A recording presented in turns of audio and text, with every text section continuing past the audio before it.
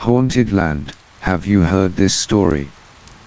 A very good story told by a male friend. He said that there is a pond and lake away from your grandparents' house, which is Mr. Long's house. Mr. Long's family was a Dharma teacher for several generations, but during Mr. Long's generation, he no longer followed it. Mr. Long's father was also a famous shaman in the province. Mr. Long's father built an incense tree right next to the house. The incense tree is built in the shape of a lotus flower with layers and layers of petals, very elaborately, about half the size of a house. Since the day the incense tree was installed, that house has prospered significantly. Children and grandchildren who do not become mandarins still trade a lot and make a lot of money. Until the next generation, Mr. Long had no successor. None of the children follow the profession of shaman passed down from their ancestors. Mr. Long had no choice but to pass it on to his grandchildren. But before he could transmit a few lessons, he suddenly passed away. After Mr. Long passed away, Mr. Long's eldest son, Mr. Na, returned to live on that land to facilitate the ancestors' incense. Disaster also comes from there.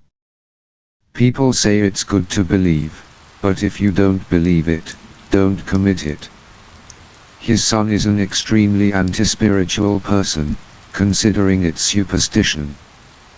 This man even sent someone to smash the incense tree, even though Mr. Long told him over and over again when he was alive that absolutely do not touch the incense tree. Since cutting down the incense tree, a series of strange things have happened. First is the story of the beggar. One day, suddenly a beggar appeared in the village from nowhere. This person kept sitting opposite Mr. Na's gate. No matter how much he chased him, he would not leave. The strangest thing was that this beggar sat with his legs crossed, his hands on his knees, a very strange smile on his face, and from time to time he closed his eyes and shook his head. Mr. Na's family members were also scared.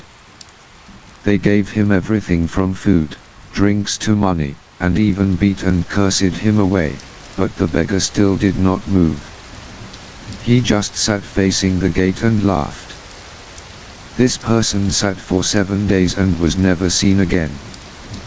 Before the whole family could breathe a sigh of relief, another strange thing happened. That night was the night of the first Mr. Na was sleeping when he heard someone calling his name. The call was sometimes far away, sometimes close to my ear, but it was clearly calling his name, and even calling him like a curse. Mr. Na did not believe in ghosts and spirits, nor did he notice that it was the middle of the night and no one was calling, so he rushed to open the door. He saw a shadow of a person standing with his back turned in the middle of the yard, but no matter how much he called, he did not turn back, so he went over and slapped his hand on the other person's back. As he slapped his hand on his back, this person suddenly laughed. The laughter sent shivers down his spine. The laughter was crackling like choking on water. Then it turned into a long howl like a horse's cry. Before he could regain his composure, the other person turned his back and it was Bug. Mr. Na had not yet reacted when this person put his fist in front of him. Mr. Na also suddenly reached out his hand to receive it. At the moment the other person dropped something into his hand, suddenly blood spurted from Mr. Na's mouth. The beggar has since disappeared. Mr. Na stood still in the yard, opened his hands and looked. In his hand were countless human teeth. He screamed and then fainted. When Mr. Na woke up, his children and grandchildren were surrounding the bed. I heard from my children that he was caught in the wind when he urinated at night and was lucky to still be alive. Mr. Na breathed a sigh of relief.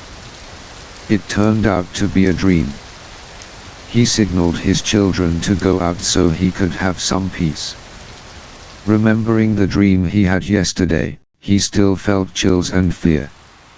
Suddenly he felt like his hand was holding something. He raised his hand. "Open your hand." A human tooth fell out. The tooth problem made him sick and unable to get up. He did not dare to tell his children and grandchildren, nor did he know how to say it. Before, he didn't believe in ghosts, but now that he encountered something like this, he didn't know how to explain it properly. On the third day, a body emerged from Mr. N's pond. Beggar. When we picked up this person's body, everyone was scared. Normally, people who drown are bloated and rotten, their skin is yellow and swollen, but not this beggar. His skin turned black. The person was not bloated at all, but on the contrary, it looked like the skin and bones had been crushed. From his mouth, thick, black, foul-smelling liquid continued to pour out. In addition, his death position is also very strange. He died in a cross-legged sitting position, his hands resting on his knees, just like he had been sitting in front of Mr. N's gate for several days. Could it be that this person went into the pond to practice sitting and then drowned? The strange death of the beggar caused a stir in the poor countryside for many days. Some old people in the village even said if not, there will be trouble in this village. Some people even say, in the past, there were many Dharma masters in that house to catch demons, but now there's no one to protect the demons, so they take revenge.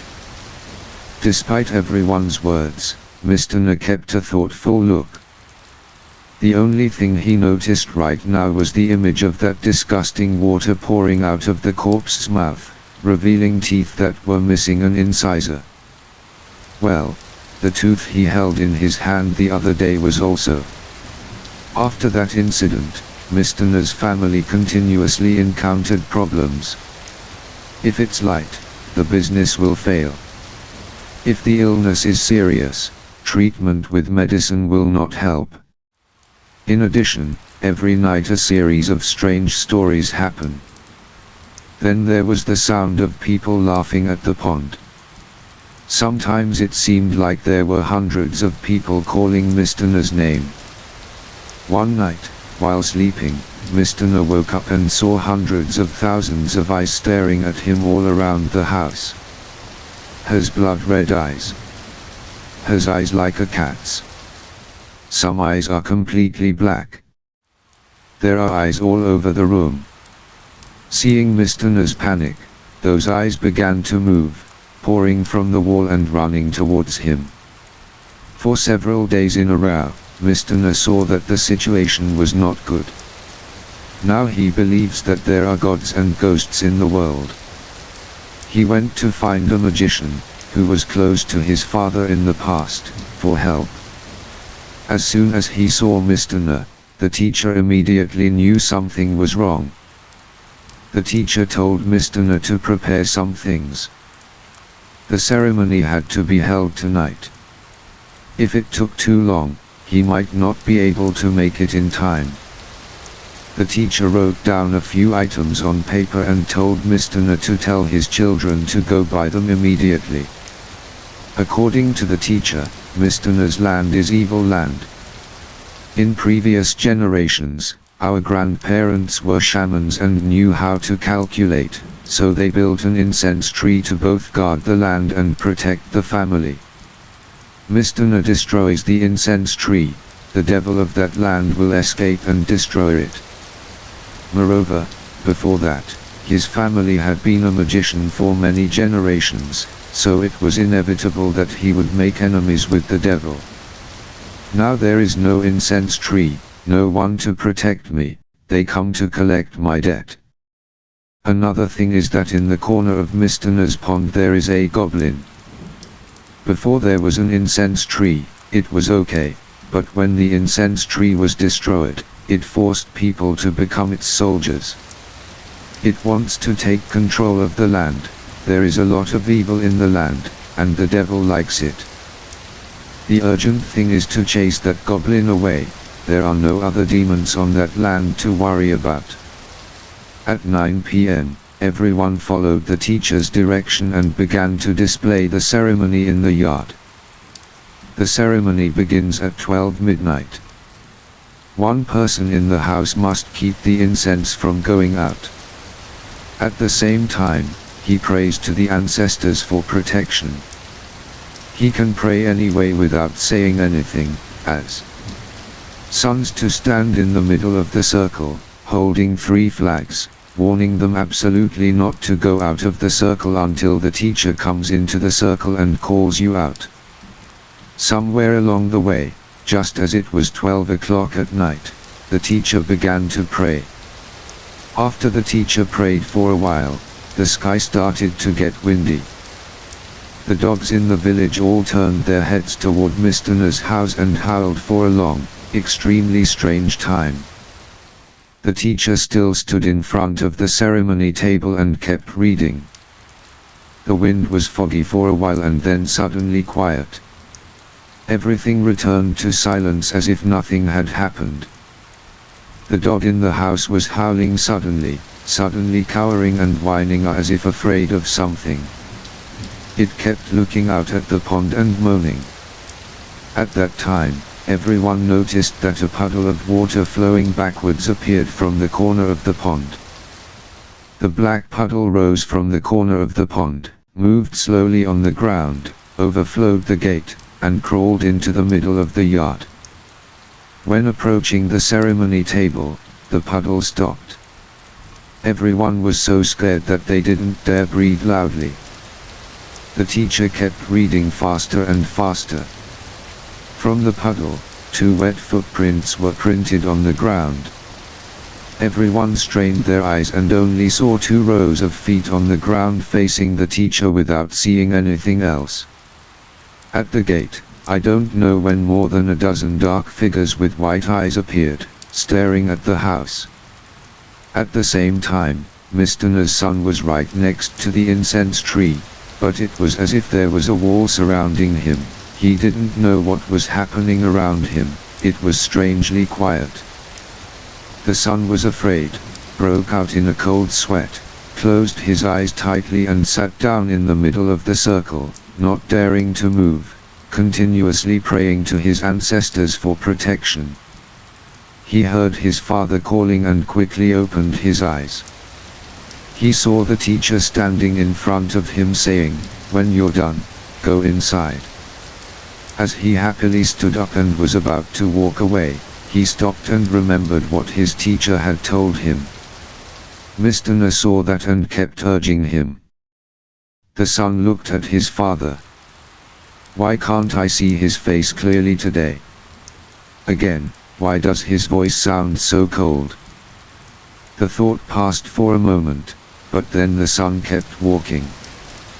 The moment he was about to step out of the circle, someone shouted "Stop!" He turned his head to look and it turned out to be his grandfather. On this side, the teacher was reading the orders more and more urgently when he suddenly opened his eyes and threw out a cloth to cover the puddle. Suddenly the wind became foggy. Screams and howls of pain. The piece of cloth covering the puddle of water stretched, then contracted, then stretched out again. The teacher outside continued to read orders. Sweat poured out like a shower. The teacher continuously ran towards the cloth with the flag, then drew talismans and flags. Just like that over and over again, the 2 sides struggled, the wind blew dust, and the dogs in the village howled strangely. I heard that the ceremony was finally over that day, but the goblin couldn't be chased away, we just locked it in the corner of the pond. The teacher told Mr. N to immediately rebuild the incense tree as before, and at the same time the whole family moved, so that there could be peace.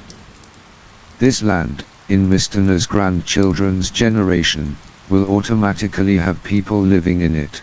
but it will also be prosperous, promoted, and have a peaceful family.